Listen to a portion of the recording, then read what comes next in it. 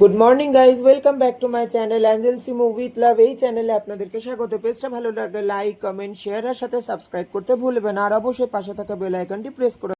সকালে ঘুম থেকে উঠে বসে দিয়েছি ভাত, আর আগে থেকে কেটে রেখেছিলাম শীষ পালং। আরও একটা কথা বলে রাখি বন্ধুরা, আমি বহরমপুরে থাকি, কিন্তু কাজের কারণে গত 14 দিন এখানে সাগরপাড়াতে থাকতে হয়েছে। আগামী 25 দিন হয়তো আরো থাকতে হতে পারে।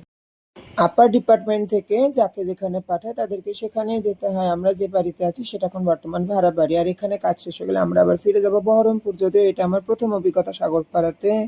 এবার আমাদের 3জনকে পাঠিয়েছে সাগরপাড়াতে। তো সকাল সকাল বানিয়ে ফেললাম পালংয়ের শীষ চচ্চড়ি। শীষ তো আমি রাতে কেটেই রেখেছিলাম, আর সকালে মূলো, কুমড়ো, বরবটি কেটে নিলাম, সাথে আলু কেটে নিলাম। আসলে 3জনের রান্না তো, তাই বেশি সবজি কাটতে হয় না, আর বেশি রান্না না, 3জনের একবেলার রান্না করা হয়। সকাল সকাল সবজিগুলো কি সুন্দর লাগছে দেখুন। কিন্তু এটা মাথায় রাখতে হবে, শীষ পালংয়ে প্রচুর নোংরা থাকে, সেগুলো ভালো করে জলে কিন্তু বারবার সুন্দর করে ধুয়ে নিতে হবে শীষগুলো, যেন ভেতরে কোনো কাদামাটি না লেগে থাকে। যেগুলো ধোয়া হয়ে গেলে সুন্দর করে জল ঝরিয়ে অন্যদিকে আমি কড়াই তেল গরম বসিয়ে দিয়েছি, কারণ তেলের মধ্যে দেবো সুন্দর সুন্দর কলাইয়ের ডালের বড়ি, যেটা পালং শীষে খেতে খুব সুন্দর লাগে।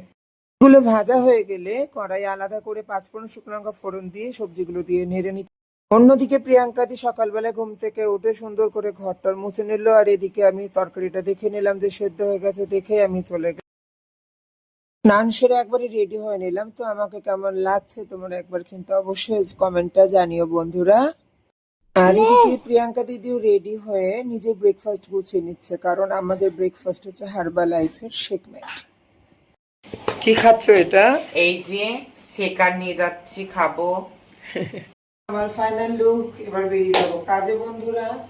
সবাই ভালো থাকো, সুস্থ থাকো, সকলের জন্য আমার অনেক আশীর্বাদ এবং প্রার্থনা রইল।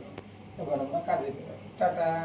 সবকিছু কমপ্লিট করে বেরিয়ে গেলাম এবার কাজে, কারণ এদিকে গাড়িও এসে দাঁড়িয়ে গেছে, আমাদের বেরোতে হবে। অনেকেই বলো না যে হিজড়ে মাসিরা অমুক করে, হিজড়ে মাসিরা তমুক করে। আসলে কি বলো তো বন্ধুরা, আমাদের লড়াই না আমাদের ছোটবেলা থেকে লড়তে হয়। প্রথমে ধিক্কার পায় নিজের পরিবার পরিজন থেকে, তারপর বন্ধু বান্ধবী মহল, স্কুল, কলেজ, সোসাইটি সব। এই এত বড় জার্নিটা খুবই ভয়ঙ্কর। টিকতে পারলে পর্বতের ন্যায় খাড়া হয়ে দাঁড়াতে পারবে, না হলে চারিদিকের পারিপার্শ্বিক চাপ মৃত্যুর দুয়ারে তোমাকে দাঁড় করাবেই। বিশেষ করে আমি আমার কমিউনিটির মানুষদেরকে বলবো, নিজেরা ভালো থাকো নিজের জন্য, কারোর কথার জন্য নিজেকে কখনো উৎসর্গ করবে না। বাড়িতে এসেই দেখি ঘরের কি অবস্থা, তারটা পুরো ছিঁড়ে পড়ে গেছে এখান থেকে। শাড়িগুলো কি অবস্থা, শরীরটা চলছে না, তার উপরেও কাজের উপরে কাজ, কি অবস্থা হয়ে আছে ঘটা রয়েছে। প্রিয়াঙ্কা দি আই করে দাও। আরে বেচারা শরীরটা ভালো নেই, মুড নেই। তা আসলে একটা কথা ভেবে ভীষণ ভালো লাগে যে নিজেদের কাজটা নিজেরাই গুছিয়ে করে নিতে জানি, কারোর অপেক্ষা করতে হয় না। কারণ কথাতেই আছে, ঘোর কলিযুগে তুমি যার জন্য অপেক্ষা করবে তোমাকে সে উপেক্ষা করবেই। আমার কাজ সাথে সাথে প্রিয়াঙ্কা দিয়ে উঠে নিজের শাড়ি ভাঁজ করে নিল, কারণ ঘরটা আজকে পুরো সাফ সাফাই হবে। এই যে আমাদের ফাইনাল লুক, ঘর গোছানো কমপ্লিট।